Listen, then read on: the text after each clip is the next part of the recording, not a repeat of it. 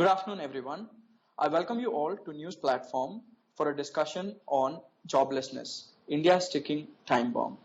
Even before the lockdown was announced, to control the coronavirus pandemic, the unemployment rate in India was 6.1%, a 45-year high. Since then, it has mushroomed to over 24%, and according to the latest CMIE data, nearly 12 crore Indians have lost their jobs. This is more than what the US and the Europe lost during the Great Depression. This is clearly going to get worse. The Goldman Sachs has only this week said that India is going to have negative growth for the first time in 2021. Even the RBI accepts that India will experience negative growth. In this context, it is imperative that we assess what the government is doing to prevent a demographic disaster. To answer some of these questions, we are privileged to have with us Professor Santosh Mehrotra, the chairman of the Center for Labour Studies at JNU, Annie Raja ma'am, CPI leader and General Secretary, National Federation of Indian Women, and Professor Rajiv Gowda, Member of Parliament and Chairman of the AICC Research Department. Let me begin with you, Professor Santosh Mehrotra. You have recently edited a book for the Samriddha Bharat Foundation on reviving jobs. So clearly, unemployment was a problem even before the pandemic hit us. Could you tell a bit of why it was so bad before and how worse things are likely to get?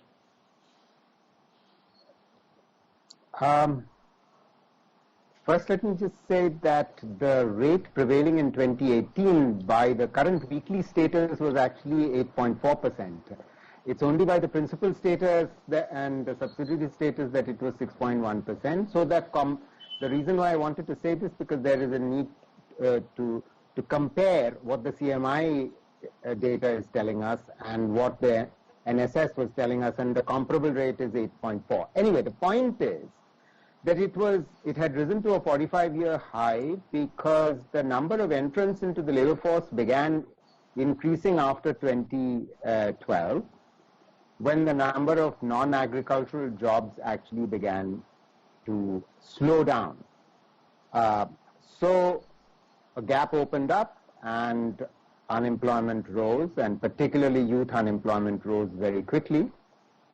But, that's just about the demographic trend being connected to how many jobs will be collected, and I think we need to understand what was going on underneath, because underneath what was going on in the economy was that the economy was growing more slowly post-2012, and that was a foundational reason why jobs were growing more slowly.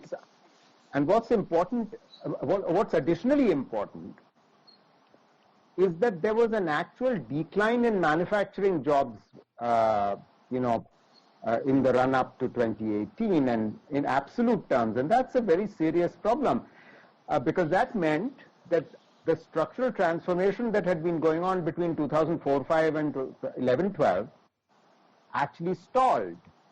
The number of construction job growth was much smaller, and there was an absolute decline in manufacturing jobs. So in other words, you had two problems. One was joblessness in a labor market which is highly informalized. 91% of our workforce is informal without any social security. And then on top of that, we had the additional problem that because non-agri jobs were growing slowly, real wages were stagnating. From 2012 onwards, real wages were stagnating. So highly likely that poverty would have increased even up till 2012. So essentially, you have sort of three problems. One, less job growth in the non-agri sector at a time when new educated young people entering the labor force is increasing. Second, real wages stagnating. And third, the structural transformation process where number of people leaving agriculture fell, and that process had stalled. So three simultaneous problems. Thank you, Professor Mehrotra.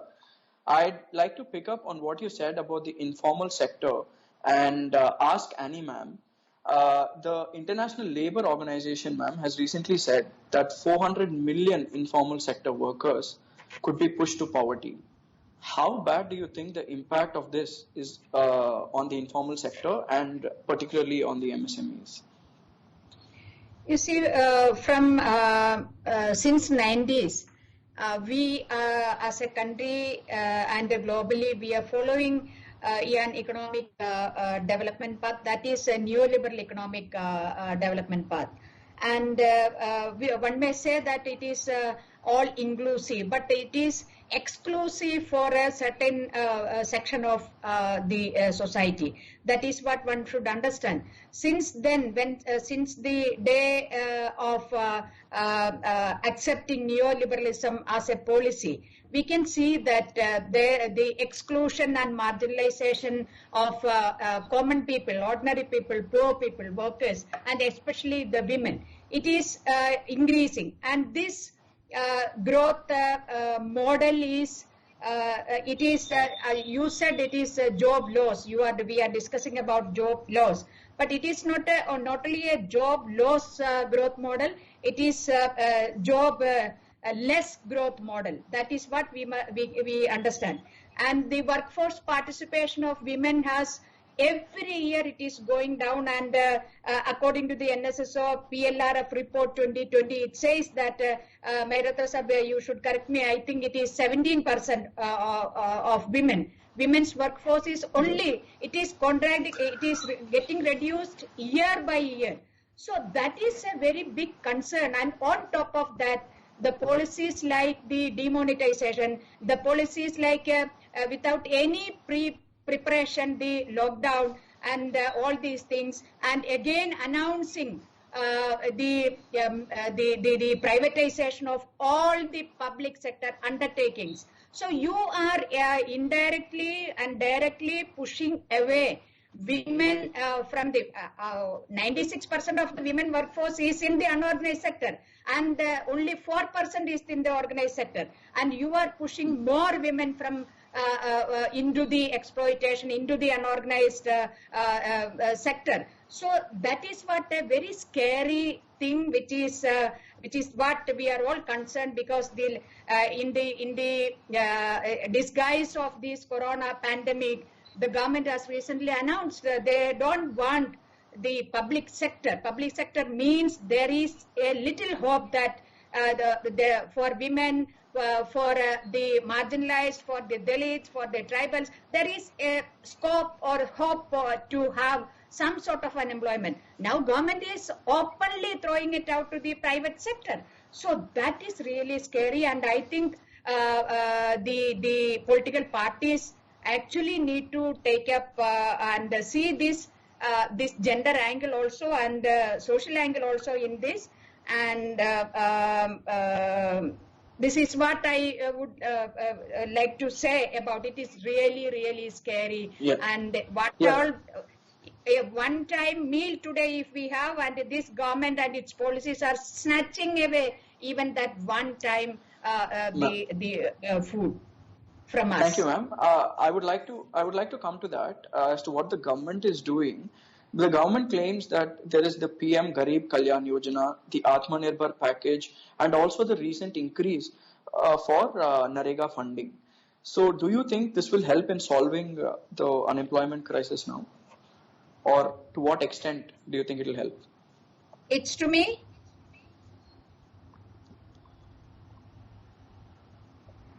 Hello? Yes, ma'am. Should I repeat the question, ma'am? Yeah, no, I heard it. The issue is that you see this government now is saying that they allotted a little bit more money, but the basic issue is about NREGA. It is a demand-driven act, and if I go, I must get a work under NREGA. But what happened? It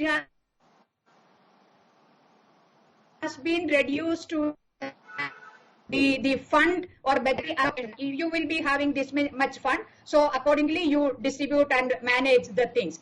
That should be lifted. That and minimum wage should be ensured. It is not that initially what was that the existing agricultural minimum wage of each state, that should be the NREGA wage. but a national floor level floor minimum wage has been announced, and it is not a demand driven now. If the government is sincere in saying that they are going to create more man days, then they should say that it will be a demand driven act, and we will implement it like that. It is not that you are giving this many crores of rupees and you get out of from our responsibility. That won't work. Thank you, ma'am. Thank you. And Professor Gowda, I'd like to come to you first now. You come from the startup capital of India, and NASSCOM has recently said that the survival of the Indian startup ecosystem is at stake. Given that startups have been a relatively brighter side of our story, do you think the government is doing enough to ensure their survival? Well, actually, the startups are often vulnerable to, to closure. So a large number of startups actually don't really become full-fledged mega companies or unicorns or anything like that. So that's something that you might say is inherent to the world of startups. But those startups that fail normally fail because someone else has a better product, someone else is better funded, etc., not because a pandemic has shut the whole economy down. Today, what we find is that the startup sector is particularly hurting, and we are seeing headlines of even extremely well-funded startups like Ola and Uber, Oyo, and even those that have functioned during the lockdown, such as Swiggy and Zomato.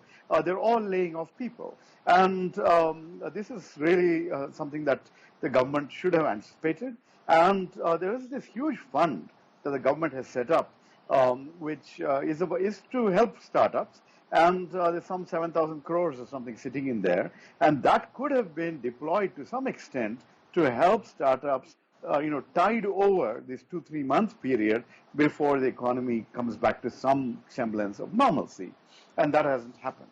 The other thing is, with startups, and I'm co-authoring a report for the Karnataka Congress about what to do to revive the state economy, and there we've even come up with a proposal called a Save Our Startups Fund, where we're saying, look, in the same city we have all these deep-pocketed IT companies, billionaires, etc. It doesn't take very much for them to contribute a little bit in exchange for equity, if need be, to help startups tide over this crisis. Because, if startups fold, that is a whole set of entrepreneurial, risk-taking people who are experimenting with cutting-edge technologies, who we really need as an economy, as an innovative economy, who we would be losing because we're not there to lend them a crucial helping hand. That said, I don't mean to say that startups should be given special treatment compared to the, millions of migrant workers who are in real trouble, the contract workers who are in real trouble. It's just that we don't want to lose the edge that the startup world also provides us. Yes. Professor Mehrotra, from what Professor Gowda just said, some estimates have shown that the migrants contribute to about 10% of India's GDP. And now there is a genuine fear that they might not return to their original places of where they were employed in industry. Now, what happens if they don't return, and what happens to the Indian economy then? Well,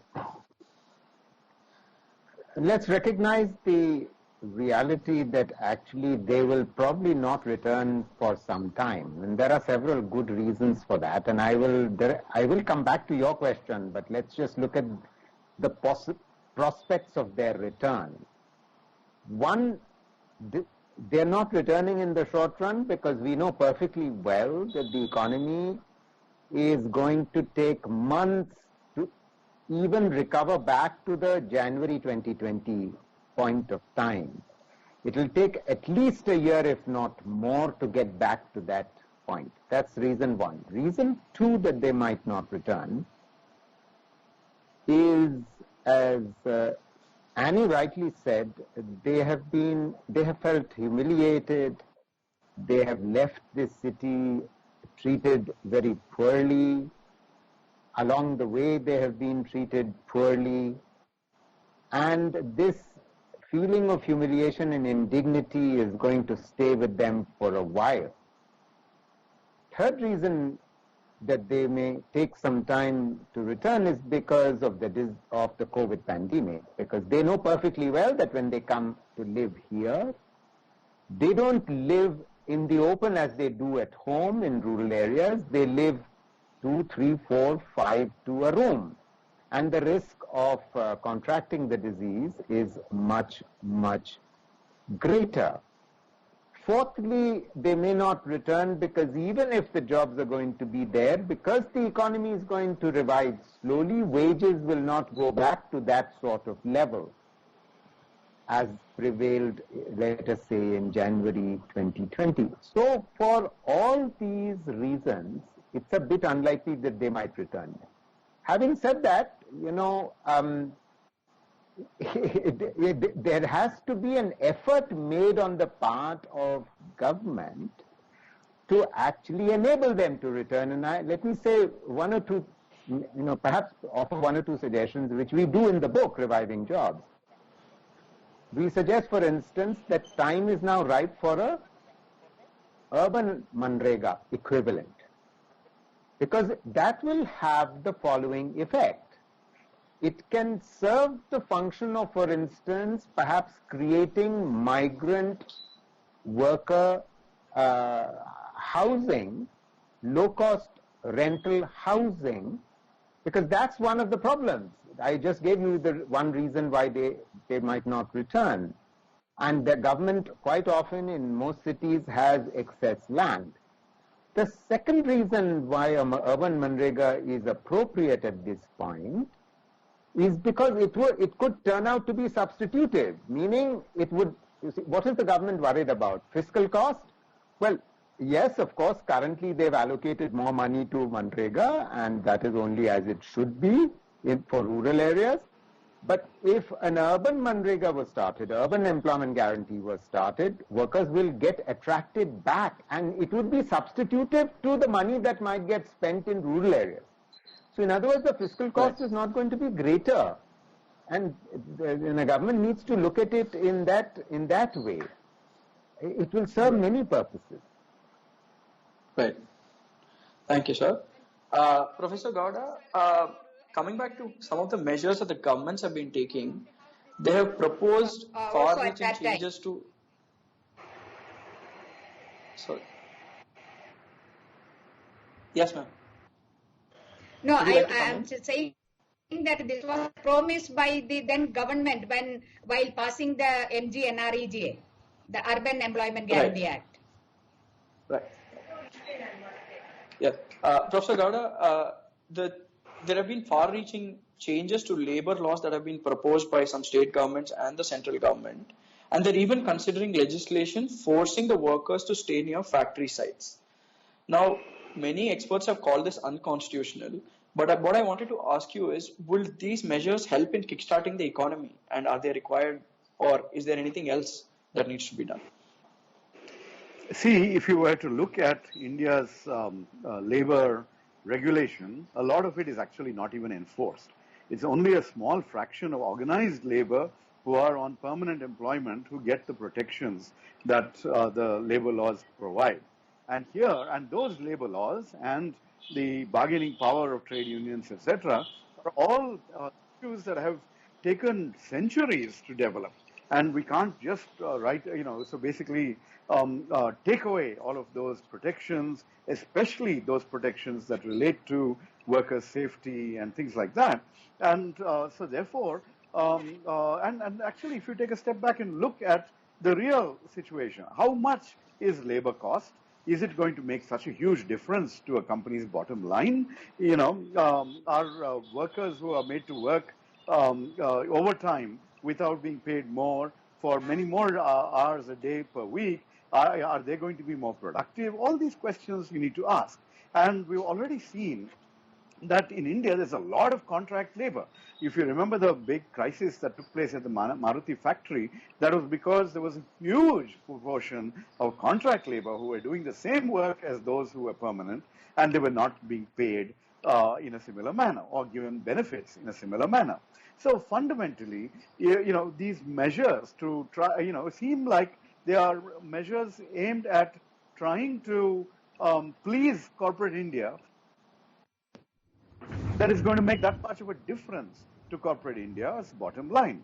But it makes a huge difference to workers and their sense of security, their sense of worth, and the sense that that companies are treating workers as people who they have invested in rather than people they can hire and fire, use and throw. So that's really, you need to have a very different attitude that makes people feel valued as part of the larger enterprise rather than just as people who can be, switched on and off as the need arises. So the way the labor laws are being pushed through at a time of crisis raises a lot of alarms, and I don't think it really is going to serve any purpose other than giving the signal that, oh yes, India's labor is weaker than it ever has been.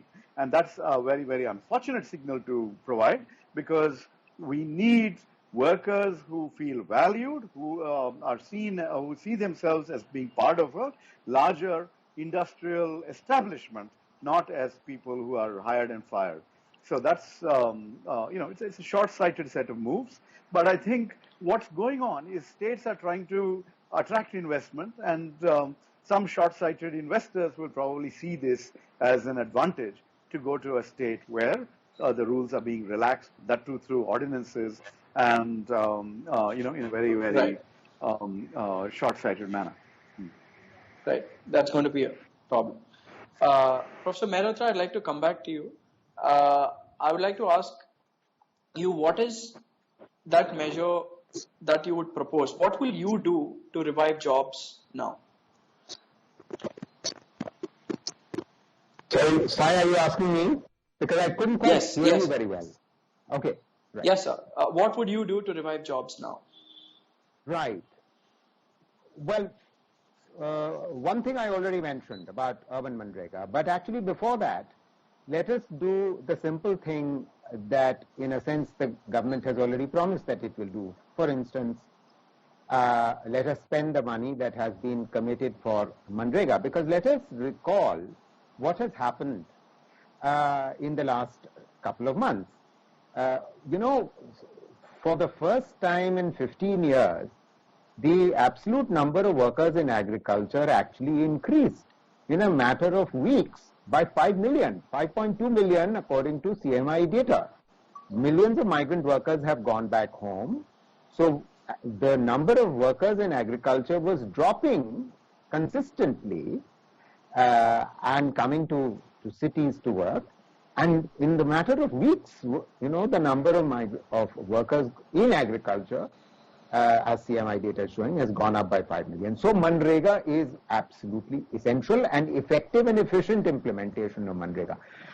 The second implication therein is the following, that on average in a year across the country, no more than 50% days of work per annum is generated for a household, when in fact Manrega allows for 100% days. So the first thing that you have to make sure is that 100% days of work actually gets generated. In other words, the shelf of works that's usually available with the panchayat, that's utilized.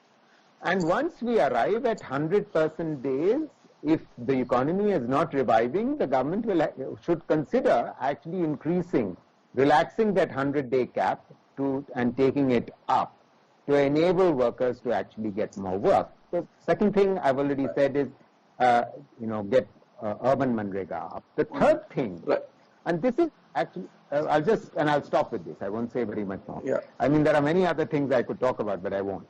The third thing at this point is absolutely critical, is to revive demand, because the economy requires a revival of demand, and revival of demand requires not just Manrega, not just urban Manrega, it requires a minimum income guarantee. That means I've actually sort of written a new paper which sort of actually talks about a design for a minimum income guarantee for roughly 65% of rural households, obviously the bottom decile, and about 30% of urban households. And if this was given, then it would actually enable urban demand to begin to revive, in which case the MSMEs will revive, Right. and they will generate jobs. Right, right. Thank you, Professor Mehrotra. Annie, ma'am, I would like to ask you a similar question. What would be your recommendation for this government in order to revive jobs before it becomes a much bigger problem? Yes, definitely. The allocation for MGNREGA should be increased and maintained that, and the number of ensure that 100 days are getting to all the household, and the number of days should be increased so that more people can be absorbed in the villages itself. And now it is the government should explore the possibility of providing 100 days of employment to each adult member of the family. That house concept should be changed, and individual concept should be brought, just like in Right. ration we have now per person idea. So that is one thing. And I also agree with Professor Mehrotra ki urban employment guarantee. But one particular issue I would like to flag here at this point of time is that, you know, the Indian women, they care about the time and energy spent for unpaid care work. That should be made, Right. that should be calculated monetarily, and they should be considered for a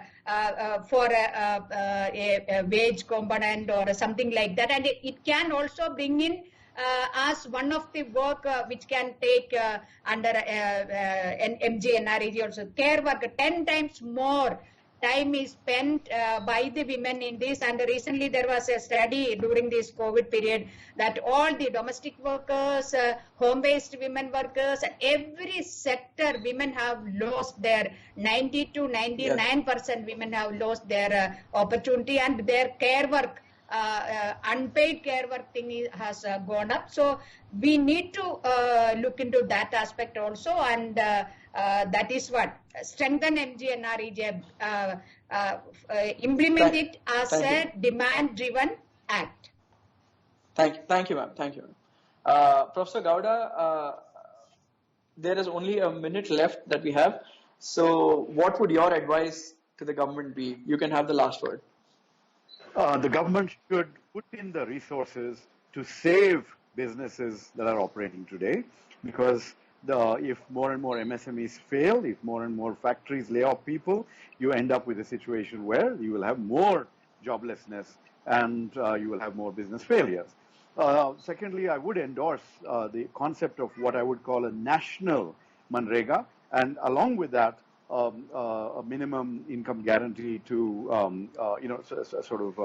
to a large section of the population, because once that the country can afford that, and then we need to have a fairly strategic allocation of resources, so that we say, let's take sustainable development goals. It could be environment and climate resilience. It could be better designed cities. It could be health-related infrastructure. A lot of these things require a huge amount of labor-driven activity, and you can actually direct in a much more large-scale but decentralized manner the kind of employment that harnesses people's labor and ensures that those larger goals are also fulfilled. So I hope that covers what you're in that 1 minute. And otherwise, of course, don't let the startup economy and the world, our ability to take risks, don't allow that to be shut down. It doesn't take very much. The government needs to actually spend money rather than announce jumlas of 20 lakh crores and only cough up Right. 1 lakh to 2 lakh crores out of that whole amount. So that's the real nub. Thanks. Right. India is one of the youngest countries in the world, and yet we do not seem to be capitalizing on our demographic dividend. And before this dividend actually becomes a time bomb, we have to do something. and this government has been unable to do it. Therefore, I sincerely hope that they pay heed to the suggestions given by this panel, and I thank all my panelists for joining in, and thank you all for watching.